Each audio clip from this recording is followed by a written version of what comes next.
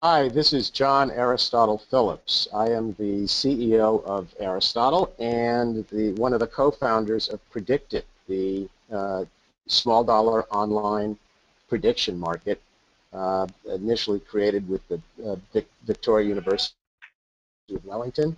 And I am thrilled to be talking to the Predictit traders today.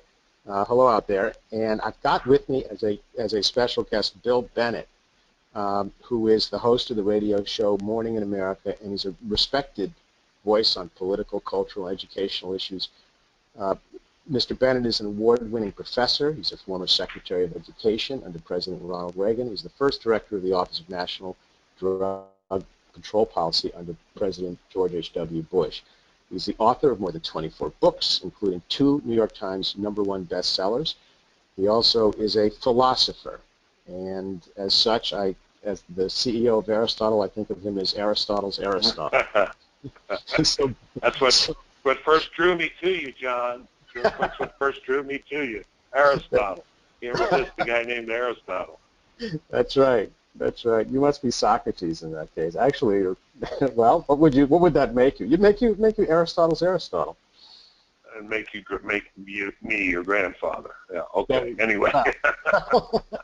Well, listen, Bill. Welcome to this first Predictit podcast or webinar, and I've been so looking forward to this. I'd like to first start with what I want to understand how you think about odds and calculating the possibility or the probability that something is going to happen in politics. And I'd also like to hear what you're hearing from your listeners on your radio show about the 2016 presidential election. Well, I'm a new kid on the block when it comes to odds. When it comes to odds in politics, I have some experience with odds in other contexts, but normal ones. But this is new for me. However, my staff is way ahead of me, John. You met one of them, but my millennial staff and some of my family members have already gone on Predictit, all put money on Trump to win Iowa and lost. So maybe my judgment isn't as bad as theirs. I don't know, but they put their money up. I didn't. But they're close political observers, and they got it wrong. And you have some charts that can maybe explain why here in a second. But let me answer your second question. We had a 3-hour radio show this morning, Morning in America, and I was saying I think the race is 3 people on the Republican side. Some people said no, there's still possibly life in somebody else in New Hampshire, but we'll see. Assuming the 3, this is the reaction I got. It was very interesting. Cruz people were wondering why people weren't celebrating Cruz more. He won. Why is everybody talking about Rubio? He's a strong, solid conservative. Why isn't he getting his due? And so on. They were quite upset about that. Trump people were upset because they're tired of being downgraded. A guy called and said, I'm a graduate student. I'm about to get my PhD, and I'm supporting Trump. And I'm tired of being called an idiot. Only idiots are supporting Trump. And I said, well, how many graduate students getting PhDs actually are supporting Trump? I said, do you know any others? And he said, no, I don't. So we talked about that. Then I got a call from a school teacher in New Haven, Connecticut, saying a lot of teachers are turning to Trump, she said, and and they're well-educated people. So there was that reaction. Then the Rubio folks called in and said, we're very excited. We think it's odds on now for Marco Rubio. He is the man to beat. Trump will recover from a defeat, and Cruz will travel to other states. That's the best situated he could be, was Iowa. If you want to go ahead, we can maybe jump ahead and discuss the Democratic market that we have, who will win the 2016 Democratic presidential nomination. Right now, we currently have Hillary at 77 cents and Bernie Sanders at 25. Do you want to go ahead and give your opinion on that? It's a little high. I think it's a little high for Clinton. I don't know that Bernie can catch her. He might. He wants that debate in Brooklyn, which is his turf. But, of course, she was senator from New York, so he should be comfortable there. I think Clinton's high, not because I don't think she's the odds-on person electorally to beat him. I think she is, but I think there may be other difficulties referred to further on on your page. I think she might have FBI trouble. I think there's a fairly good chance she'll have FBI trouble. If she does, I think that drops it down below 77 cents. I also, if I could comment, Aubrey, on the Republican nominee, I think Rubio is a little high at 46 cents. I do see the point of Rubio. I think he's a tremendous candidate, obviously a prolix and valuable speaker. But he hasn't won anything yet. The celebration is about him coming in third. Doesn't look like he's going to win New Hampshire. I think he's fourth or fifth this morning in most polls. South Carolina, but is that a state he can count on? Certainly not. We're going to hear from Tim Scott tomorrow, senator from South Carolina, about that. He's a Rubio supporter. But I think the 46 is a little high. Interesting that Cruz predicted at 18, which, the guy just won. Can you do better than that? I can't say I can argue with that. It's just my sense that 18 is about right. Very interesting. So I'm going to pull up, we had our data analyst, his name is Billy. He's going to explain a little bit of this graph he pulled regarding the RNOB market. Good. So since about this December 26th or 27th, we've had Donald Trump take over for the Republican nomination and lead consistently through the Iowa caucuses, where he since dropped 40%, where we see Rubio taking over for the front runner in the Republican nomination market. Rubio previously led this market for about 4 months, from September until maybe November, December, where then he lost the lead to Cruz and Donald Trump. So what do you think about that? I'm just looking. So let's see. So Trump dropped right after the caucus or right before the caucus? Immediately following the Iowa caucus. Immediately following the caucus. So people took that as a vote of no confidence. He won't travel. I think that's a little severe. They didn't have the organization on the ground. It is heavily evangelical country. The argument is that no state is better situated for Cruz than Iowa. Maybe I also have to say that I thought Trump was at the best I've seen him with a loss. Isn't that interesting? He said, winner, winner, winner, I'm a winner, I'm always winning, but he was at his most charming and gracious with that loss. Maybe he's reading, maybe all that evangelical talk he's reading is St. Paul. We become better through failure and disappointment. And maybe he'll get better. But what will happen, I know you're asking me, but I'm just looking at the chart. If Trump rolls through New Hampshire, which at the moment looks like he might, open question, but I think that drops a little severe, and I think it's a little extreme going up for Rubio. Great. So now that we were just talking about Iowa, let's look at another graph that our data analyst pulled. So Billy, if you could go ahead and describe it for us. So this graph shows our Iowa-based traders and the amount of yes shares they were purchasing on will Cruz win the Iowa caucuses or will Donald Trump win the Iowa caucuses. And what we found out comparing our Iowa traders to our non-Iowa traders is that they heavily favored Cruz, whereas non-Iowa traders were the ones driving up the price on Donald Trump. Wow. Well, why didn't they tell us? why didn't they I tell think that's us? a pretty good question. So my staff and my son didn't lose money. It's very interesting. So nobody knows Iowa like Iowans. That is fascinating. Look at the discrepancy. That's enormous. It's serious though. I just made it as a laugh line, but the the Des Moines Register, regarded as the most reliable newspaper ever for these polls and predictions, they had it wrong too, and that's certainly Iowa. They're not traders, I imagine. Maybe they are. Can journalists and media people trade unpredicted? Do you know? Yeah, I believe we do have some from the media that are okay. Good. But that is fascinating. So that says to me, lesson learned. Ask the people who are on the ground.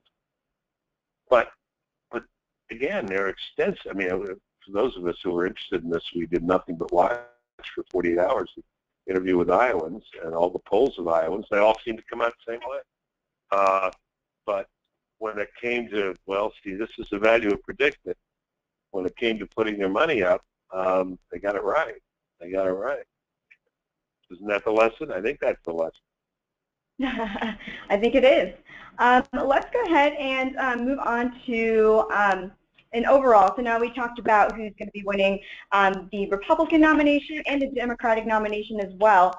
So what's your opinion? Right now we have Hillary at 44 cents, Rubio at 23, and Sanders at 18, Trump at 17, and Ted Cruz at 10.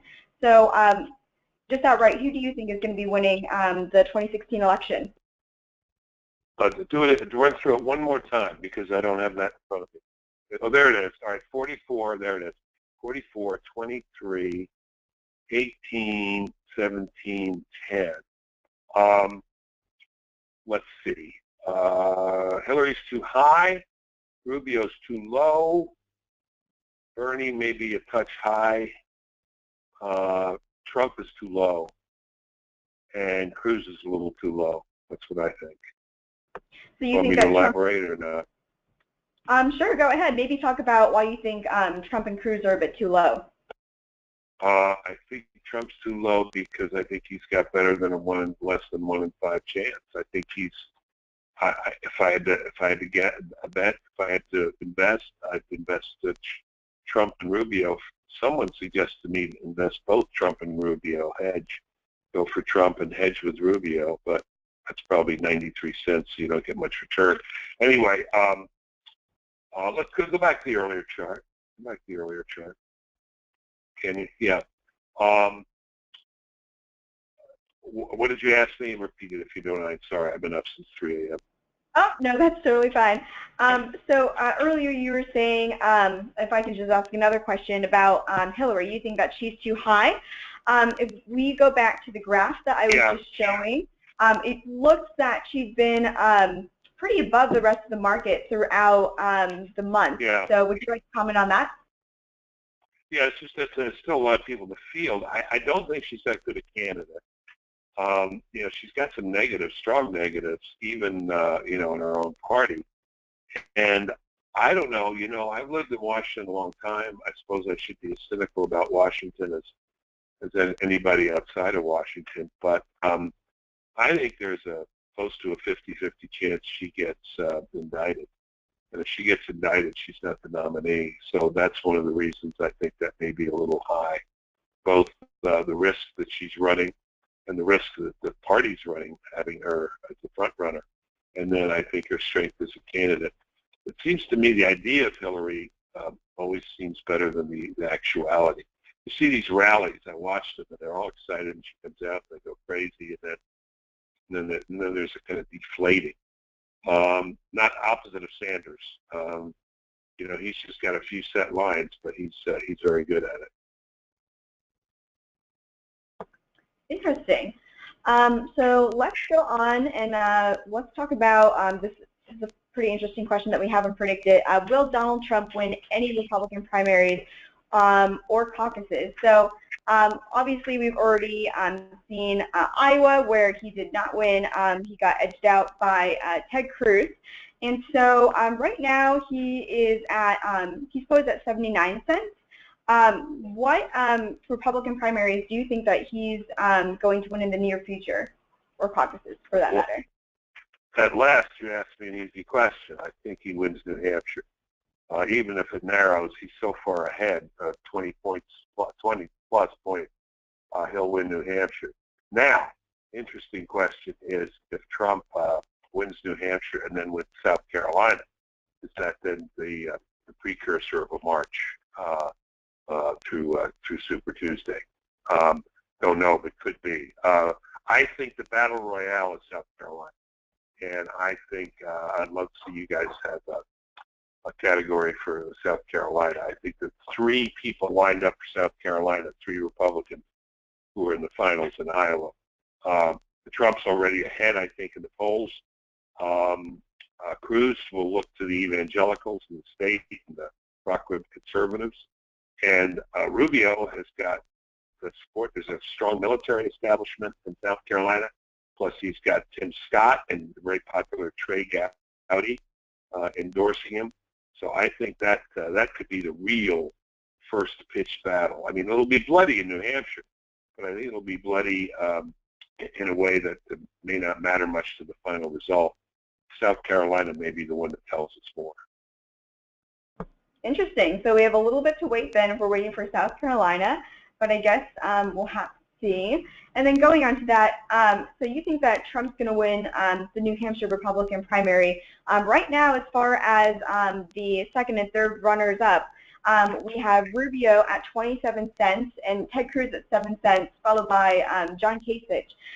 Do you think that's going to be accurate in terms of how the New Hampshire Republican primary is going to turn out? Yeah, they do. A lot of the New Hampshire folks do like the contrary.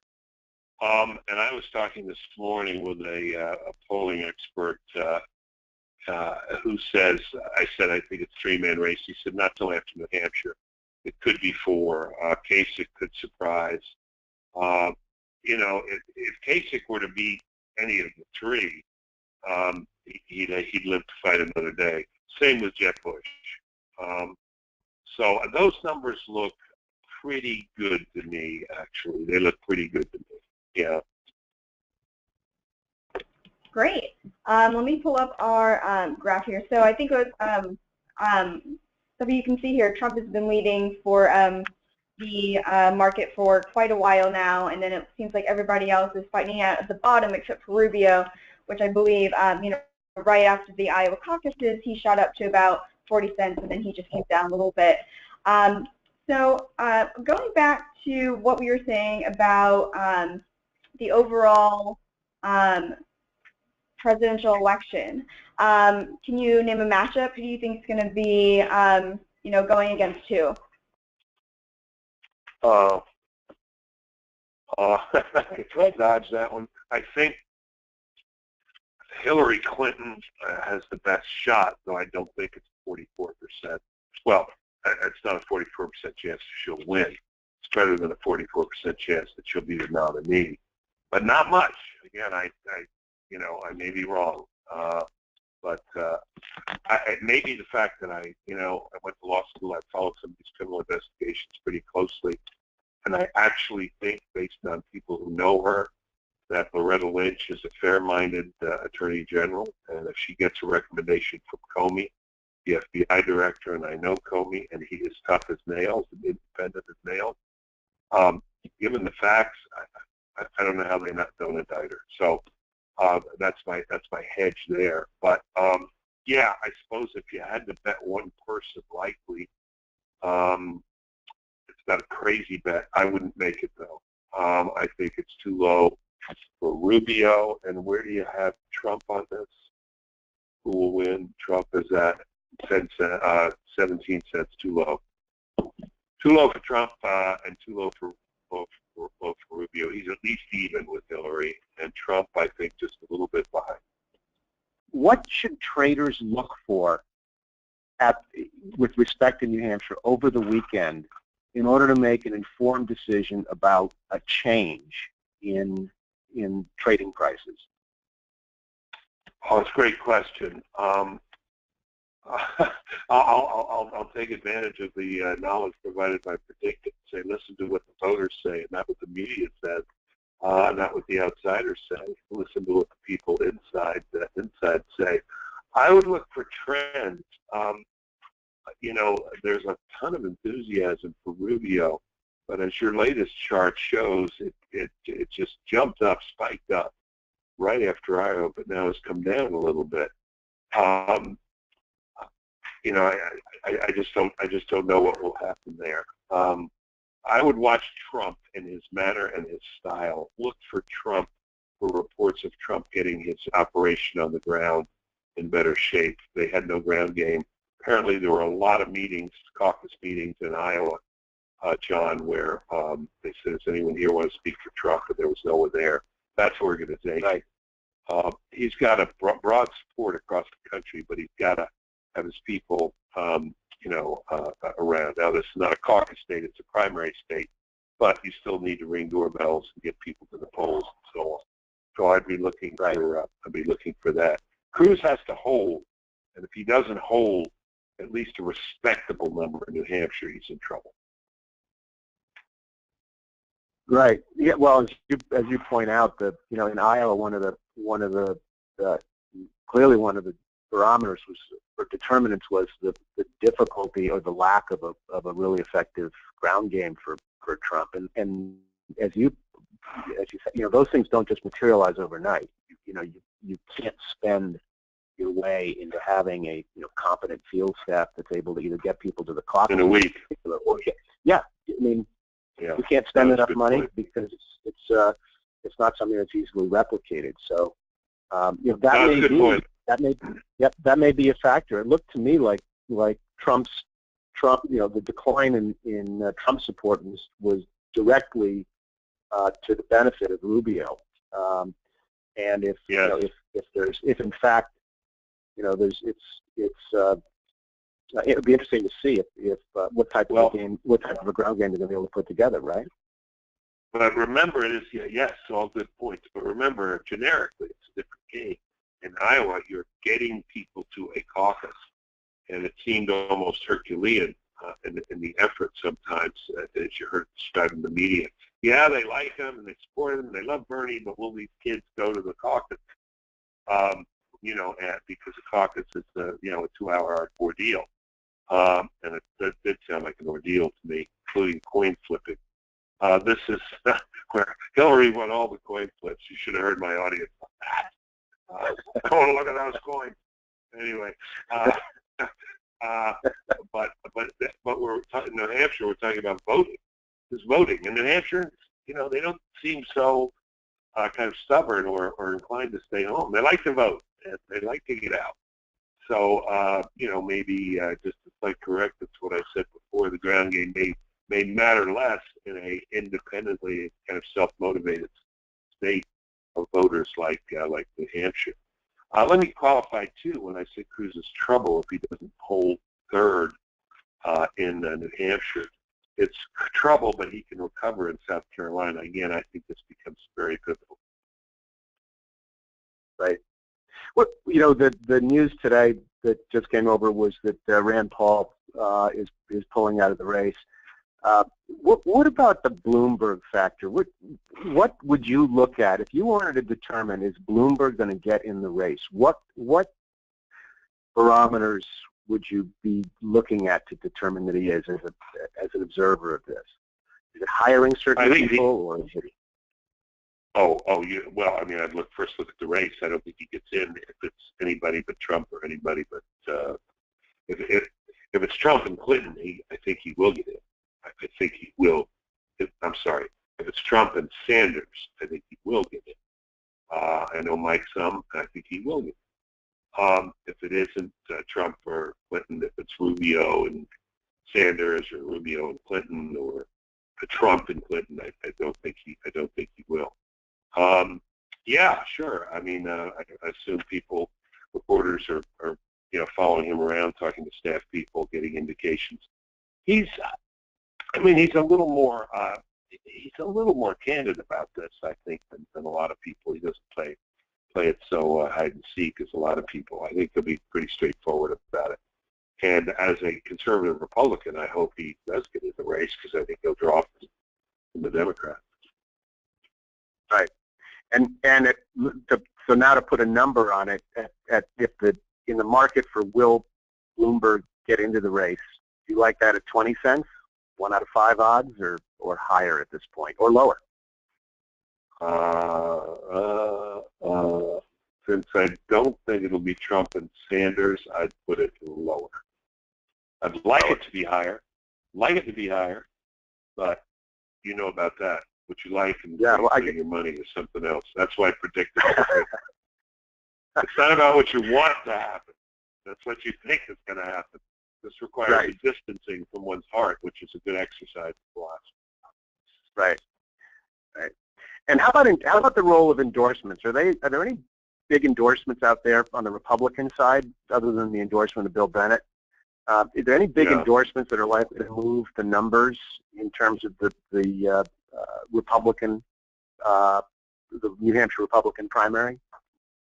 Yes, oddly enough, although for the most part they don't matter because they're so routine, John, but oddly enough, endorsements by, quote, respectable people of Donald Trump would make a difference to him. You know, who would vouch for him? You know, if, you know, a Jeff Sessions endorsement, a Charles Grassley endorsement, the endorsement of 3 or 4 other senators, it would make a difference. Because if someone speaks for him and says he's a good man, he'd be a good president, as someone very well respected, it would be the first such political figure to do so. To my knowledge, you've got Jerry Falwell, Sarah Palin, and they're different kind of figures. She's much loved by base, but I wouldn't say she's broadly respected. Jerry Falwell has got a base, and of course his base was a little surprised at his endorsement. But if it won't happen. But I'm just trying to think. A figure like Colin Powell were to endorse Donald Trump, it would be enormous. So think of figures less prestigious than Colin Powell. If they endorsed him, it would matter. That's really interesting. So looking to the endorsements on the Republican side that might affect the New Hampshire results. Let's go to the Democratic side for just a minute. You remember in 2008 how significant, how much attention and significant it was when Caroline Kennedy endorsed Obama. Yeah. On the Democratic side, do you see? The market thinks by 80 cents that Sanders is going to win New Hampshire, but as far as the long term, the nomination, not so much so. Is there an endorsement out there that traders should look for that might change the dynamic of the Sanders nomination? I'm sure there is. Not one comes to mind. You catch me unprepared on that one. I'd like to think about that. If you had a very well-respected mainstream Democrat, Biden, Pat Leahy, I don't know, you know the names as well as I. Again, someone who would say this is not just an old disheveled socialist. It could make a difference. It could make a difference. Yeah. I would think also somebody who would speak to the Sanders electability in a general election could be pretty important, as you alluded to. I think a lot of who would that be? What kind of person would that be? What kind of person would that be? Who would be an example of that? Well, you don't have it. Yeah. Yeah. There aren't too many. There aren't too many people who can vouch for electability on the Democratic side. There's Obama, of course. There's some of the people that orchestrated the 2008 election and the re-election. Senior people, if they were to start to say that either Sanders is electable or Clinton is not electable, that could be that presumably could reassure Democratic voters as to the viability of a Sanders candidacy, I would assume. Yeah, who would reassure them? Ed Rendell. You remember Ed Rendell? Much of that lately, the governor of Pennsylvania. He used to be honest, the kind of the sensible, kind of centrist Democrat. Someone like that endorsed Sanders. That would be something. Mario Cuomo's not around anymore. That would be a hell of an endorsement. Yeah. Jerry Brown. All right. Governor Moonbeam endorses disheveled socialists. I don't know. Talk to the Democrats. I don't know. Not to me. It doesn't sell to me. Okay. So just to wrap up, I want to ask you about the unexpected. So since we're talking about endorsements, but endorsements aside, Is there anything in the back of your mind that Bill Bennett thinks about when his head hits the pillow at night that would people are not talking about right now that might shake up the race on either the Democratic or the Republican side? Yeah, well, I think a couple things. One is some horrible attack in this country, and I can't tell you exactly how that would shake down, but it would focus the race on foreign policy and defense. Timing of these things is, I mean, it would just take everyone's breath away. The other thing, of course, that there's a lot of talk about. You said there, people aren't talking about is the brokered convention. I know a lot of the Republican bigwigs are saying dismissing it, but I know there are a portion of the delegates different for the Republicans and the Democrats, less likely for Republicans in a tight race. But I think it could happen. I really think it could happen. I think these three guys could be, riding pretty steady speed for quite a while, and that's leaving the other people out of it. So that's what's happening. But when my head hits the pillow now, it's not about that. It's about Carolina Panthers. So that's the immediate question. There you go. Well, Bill, listen, thanks so very much for spending some time with us on the phone today. I enjoyed it, and I'm sure the traders out there who are listening in enjoyed it very much as well. We have to do this again, and thanks so much. You're welcome. You're welcome. Yeah. I'm interested in politics, but remember, I'm a philosopher, so if some of your listeners, some of your guys say, "Little feet off the ground there," it's okay. It's all right with me. I understand. All right. Well, I put my money on you anytime. You bet. Thanks very much. And congratulations. It's really, as I told you, almost every young person I know is all over your site. So get in the game. Okay. Thank you. That's great. Thank you.